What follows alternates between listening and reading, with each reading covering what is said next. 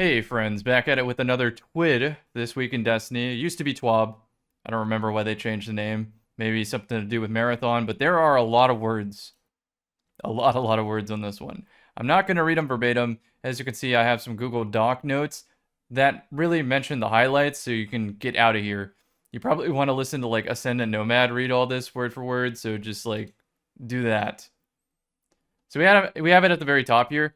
Dead zone options are finally added to controller, and centered crosshair options you can have a PC experience on console.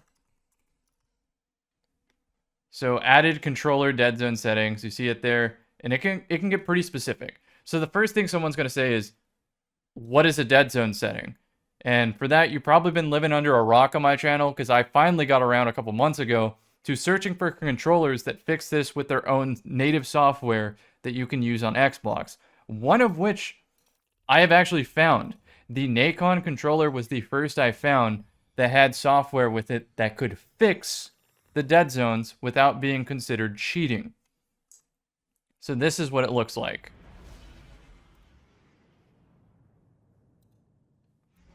So we're going to go over here to the left stick. This is what a normal response curve looks like.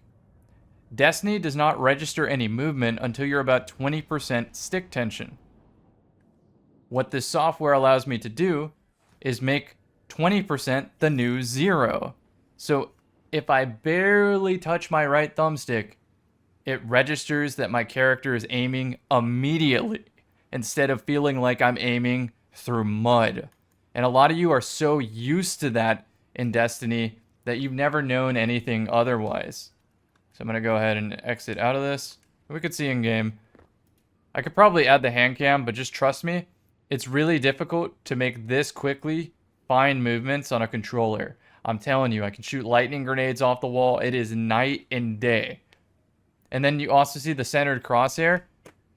On console, the crosshair is a little bit lower because back in the day on Halo, it was a more vertical game, so it was kind of just a psychological way to prime you for dealing with vertical targets. That's how they made games back in the day. And that's just kind of like a modern artifact of that. Moving on with my notes, you see these on screen. The matchmaking section was kind of crazy. I read this for probably 2 or 3 hours on stream over and over again, getting clarity, asking viewers, and so forth. Because I come from a very privileged perspective on matchmaking, where I am that guy, I am that 1% player who matchmaking doesn't know what to do with. So it's nice to shoot the shit with chat, go back and forth, and just try to learn better. Try to improve my opinion on this for whatever I have to advocate. And if I had to give you a blanket recommendation, do what is best for the overall population. Because when the population is booming, everybody wins.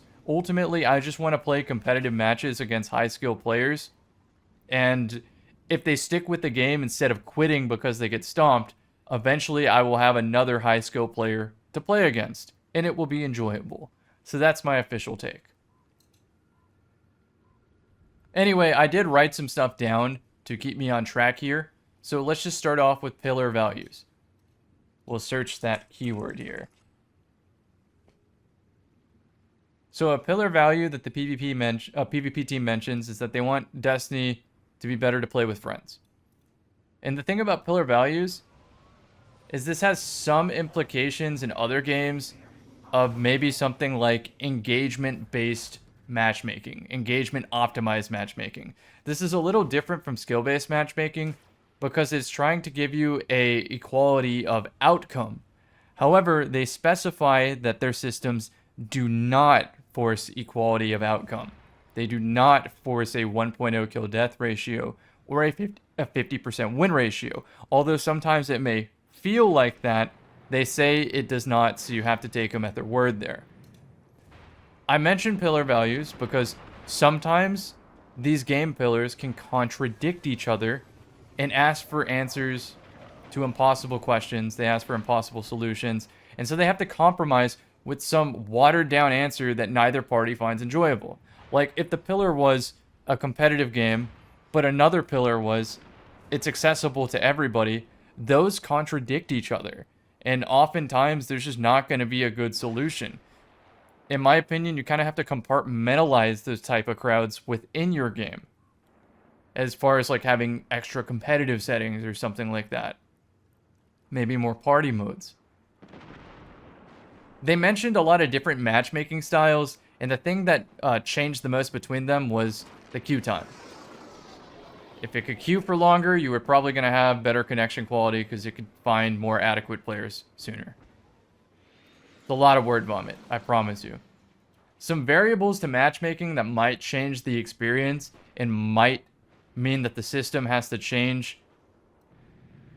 It doesn't mean SBMM is bad, by the way. Bad implementation of SBMM is bad. Let's be clear on this. Some variables that might lead to bad SBMM implementation is not taking into account gear checks. Like if somebody has Teraba equipped and you don't, you're probably going to lose. Intensity. As in, are they going for it? Are they fucking yelling out, "Let's go!" after every kill? Or are they just reclined in their chair? What about approach? Are you having a trick shot session? Are you playing a goofy build? Or are you just trying to put some W's on the board? Subclass distribution. Did you get unlucky? And did you get 5 bubbles and wells on the same enemy team when you had none? I feel that one. Feel that one in my soul. Loadout mismatches. Let's say you're more of a pulse rifle player, but you load up Endless Veil, and all of your teammates are also pulse rifle players against SMG players. You're going to lose unless you switch. Objective play and map understanding. There are some maps that I honestly will leave because I don't think that the average matchmaking player base understands how to play the map in a way that makes the gameplay dynamic. Objective play also comes into this. To capture an objective, you have to slay out. You have to push past the objective and force the opponents in a spawn trap to free up the time for somebody to stand on the zone. That's some FPS basics, but even having intense skill-based matchmaking doesn't make that obvious. You will still get teammates that don't understand that, and this can be a variable in just losing more matches, even with SBMM. Then we have quitters. I just mentioned I would quit under certain circumstances. There's not a real penalty for this. I mean, there is a penalty, but it takes a long time to trigger it. But there are still quitters in every match despite that. Am I saying that this should be a thing? Maybe the quitter penalty should activate sooner? Probably not. I will say that players quit. It's a greater symptom of the state of game balance. There's so many other things that go wrong where a player thinks quitting gets them to an enjoyable game state faster. And I also mentioned this word hysteria right here, which also could be part of quitting, a symptom of quitting, is players think that the matchmaking is fixed. They think there's some algorithm that is forcing wins and losses out of their control where they have no impact on the match. And so they think, well, if I don't try in this match and get mercied, well, then I'm due a good match soon. That's hysteria. And I definitely have some of that. There's, of course, tilt, where maybe it is a balanced match, but the good player on your team gets tilted really, really early and just doesn't have the mental fortitude to stick it through and adapt to winning the match. Connection's the biggest flaw of skill-based matchmaking, when it expands so much to try to find players of similar skill when the connection suffers. That's never good, and in my opinion, is often unplayable, because it's an FPS game, milliseconds matter. Especially in a game like Destiny, where milliseconds matter because you can snowball the enemy team into a spawn trap. So connection really does matter. Next is gentlemen's agreements, morality, etc. Let's say that you think using Wish Ender is cringe and you would never do it, but the enemy team does not care and they will break that. Let's say it's sword hilts, let's say it's emoting, let's say it's switching weapons in your inventory. You can come up with so many rules that make the game more competitive, but not everybody has to follow those. And the matchmaking doesn't care. It just wants a close match. It doesn't know that you're not willing to pull out Wish Ender to match Wish Ender. Finally is warm-up. Matchmaking doesn't care that you took a 2-week break to focus on your finals at school. If you show up, you better get ready to go pro again because you could shoot your primary somewhat decently. They mentioned the word skill delta, and that has become a meme in my Twitch chat today. Anytime I gun somebody in Crucible, I'm like, yep, you just got delta diffed. So from one of the older TWABs, let me pull this one up here. They mentioned that at a certain difference in skill, you're pretty much unlikely to ever beat your opponent in a 1v1. Maybe 1v1 is the word I need to look for. Yeah, here you go. So if you imagine it as a bell curve, it could be a standard deviation. A standard deviation away, and they'll win 75% of engagements. 2 standard deviations away, 90% of engagements. 3 standard deviations away, and you're just never winning that shit. And that's basically what it says. And I think this can speak true to how matchmaking is recognized by normal players. I'm just going to use KD for a metric, even though I don't think it actually means very much. A 1.0 player will lose to a 1.5 more often than not. A 2.0 player will beat them 90% of the time. A 3.0 player will beat them 100% of the time. And if they happen to match a 4.0 player, they cannot distinguish that 4.0 player from that 3.0 player. They're effectively the same level of impossible. And that's where I think a problem with recognizing skill-based matchmaking is with the greater player base. They don't know what they don't know. They don't know how to recognize a player that is significantly better or significantly worse than them for exactly how much better or how much worse they are. I hope that makes sense. So anyway, they use the phrase delta to describe just a difference in skill on the match. And they describe this as a range, not as an average. We're going back to grade school math here. And while it is valid, I also think the average is valid for the top 0.1% players. I think that's way more influential because, like I just said, with these standard deviations, at a certain point, a bad player is the same thing as an AFK player. It's effectively always the same to me. So I just want to put that out there on the notes. I think that was right here. Outlier protection is just not strong enough at a certain point. Next up, another one is when we're talking these standard deviations, in Rumble, it is even more noticeable because it's not team-based. You typically 1v1 and trap a noob in the corner and farm him on repeat faster than the other person on the other corner farming. So that's why in Rumble, it feels like there's almost no matchmaking in Rumble whatsoever. And in fact, I think they clarify it and do say that there is no matchmaking in Rumble whatsoever. They use a word, dynamic matchmaking. Oh, maybe they don't in this article, but they have in the past. It's one of these 2 articles. I'm not going to look it up. I'm just going to read off my notes here, but just if you want to fact check me, it's right there. They mentioned that dynamic matchmaking to them means that in a low population time, like let's say you're queuing at 4 in the morning, the search parameters widen so you can realistically find an okay match sooner. But dynamic matchmaking to me means something a little bit different. You know the little fraction on the bottom right of your screen where it might say like 6 out of 12? I'm not sure if that actually means you're locked into that match, as in you will always get those same other 5 players once it finds the other 6. My definition of dynamic matchmaking would be breaking out of like that 8 out of 12 queue to throw you into a better 11 out of 12 queue when the matchmaking recognizes that you are that guy, you are that outlier, whether you're more skilled or less skilled. Moving on to, they use the word skill creep to describe how the final boss 0.1% team in Trials makes all the other lower percent teams quit. In the past, they have described Trials as a high-stakes Pro-Am tournament, but I am very happy to announce that they have sort of implied that Trials is going a little bit more of a casual route with the passage of Persistence. The best way you can look at this is winning 2 matches in a row will always progress you forward towards an adept weapon. Losing minuses a win, but getting 2 wins in a row will add a permanent win to your card. That's the best way I can describe that. In other words, being persistent will pay off with this. You will eventually land that RNG of random teammates to get an adept. It is now a participation reward, and I polled my Twitch chat. It was pretty 50-50. This is a very volatile subject on where you're going to land with this, but in my opinion, I don't play Trials for the rewards. I play Trials because somehow, some way, it is the most casual playlist where I can truly use whatever I want and not really care about the result and still get some pretty sick loot.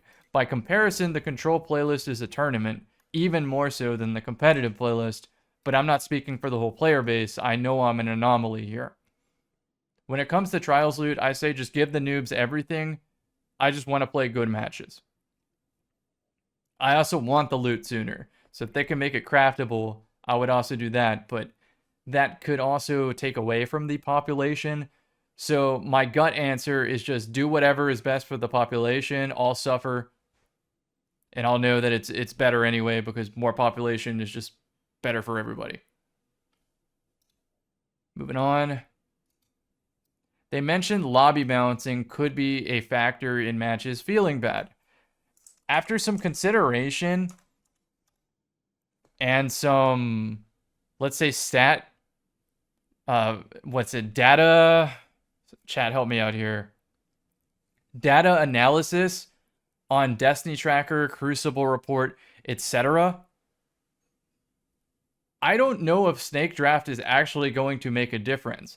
I'm glad that they're experimenting with something, but when you consider all of these variables, on the matches that I snake draft them, just for proof of concept, it didn't look like the result was going to change.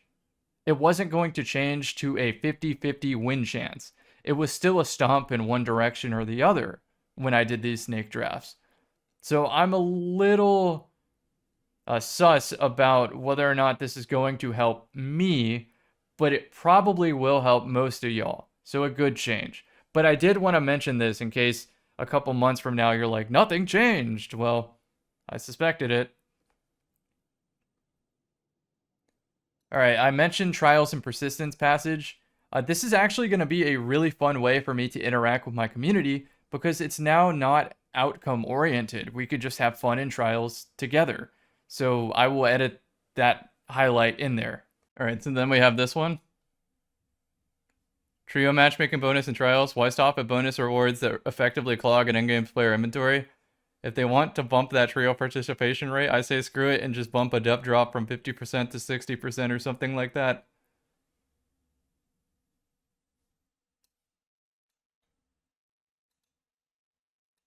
See, I will never do Trials carries in my stream, most likely, but I am down to do a farm card. I'll have like a Hawthorne theme overlay. Destiny farm. I'd be like, 7 games with your boy. Let's get our 60% drop rate. And then you join, doo-doo, in the Discord call, and I go, what class would you like me to play? What's the team strat you want to come up with? They go, oh, I'm a Blink Warlock with Mana Core. Cam, it would be so sick if you could run Lumina for me. I'd love to. And then we'd play 7 games. We'd get cheated and zimmed on for 5 of them, but we'd win 2. And then you would get the God roll that I was looking for, and you'd be like, I'm so sorry, Cam. I'd be like, it's okay. We did our best. It was fun despite that. I hope we play again sometime. And then we go and do our own thing again, right? That's why I don't like Trials carries. Passage of Persistence makes me like actively want to play with my community. That's what I'm trying to get at. So I'm actually like, I'm fucking stunned that people don't like the idea of this. Because if it wasn't there, then I go from a friendly situation in Trials where we're both having fun to now I'm a militant drill sergeant who is trying to shape our team into something that can beat fucking cheaters into submission so that we can get you flawless so that you can just play on your own and get your 50% drop rate. Isn't that a fucking crazy difference in atmosphere on how that situation would go, right? The current version of Trials is you join the Discord. Doo-doo. I go, if you're on Hunter, get the fuck off. You're playing Stag, Warlock, or Bubble Titan. You get to choose. Which one do you want? Cam, I don't actually have a Warlock. Well, I guess we're not beating the Zimmers today.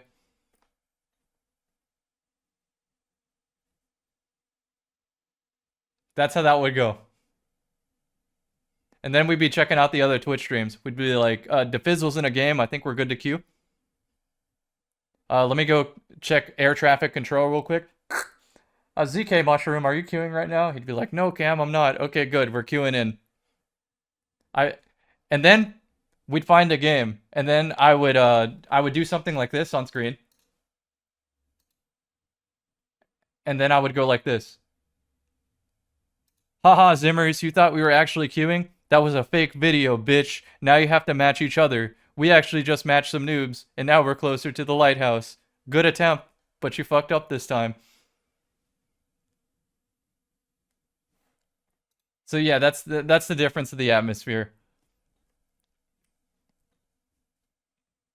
With Passage of Persistence, now you can enjoy the casual playlist with me together. It's your casual playlist too. And now we're back. They mention maps and modes. It's at the very, very top. They're adding more objective modes. They're fixing spawn logic on the maps. This is stuff we've been asking for forever. It's great. I'm not going to go into specifics.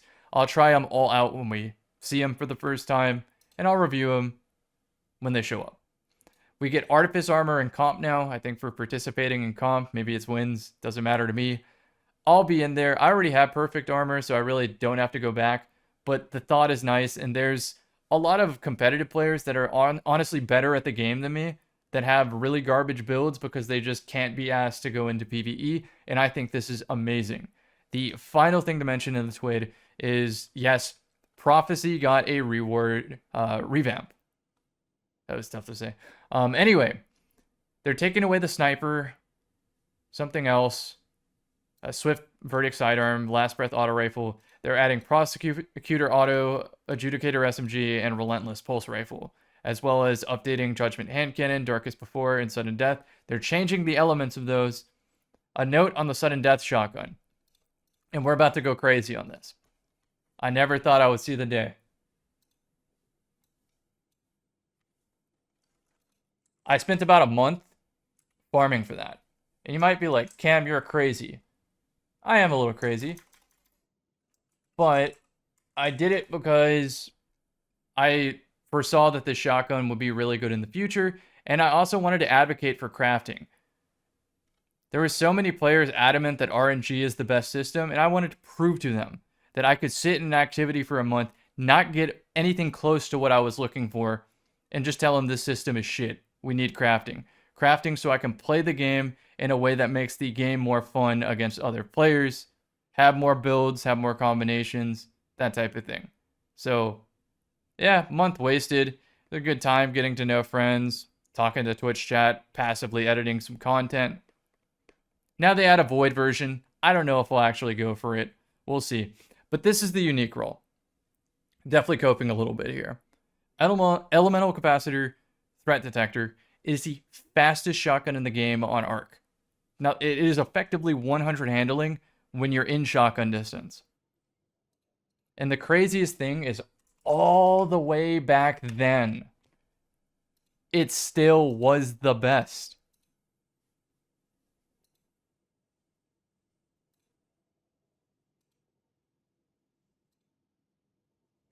It still was the best aggressive frame shotgun. Nothing changed.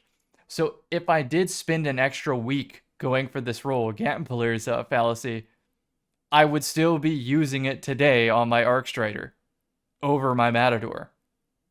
I think that's crazy at how long this stayed meta relevant on Arc classes. And then they go and change it to Void? Are you kidding me? Void is useless. It's an Arc shotgun. It's supposed to proc amplified. The origin trait's kind of cool. It's like some high impact reserves hybrid.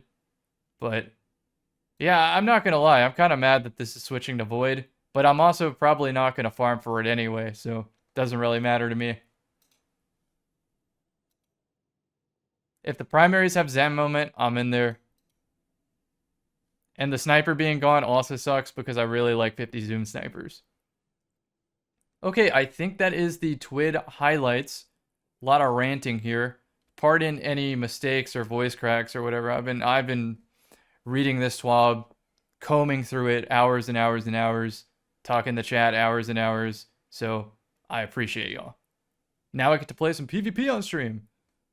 See y'all on the next.